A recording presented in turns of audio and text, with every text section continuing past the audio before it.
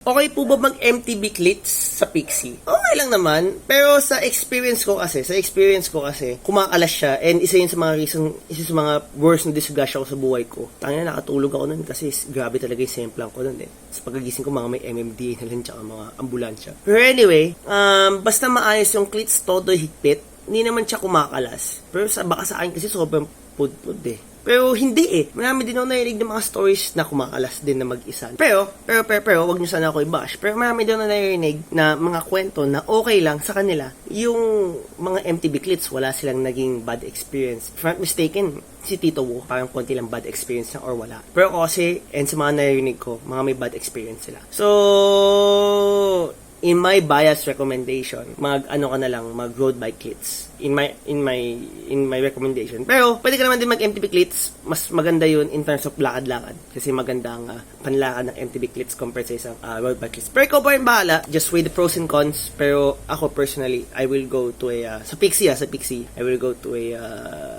road clits.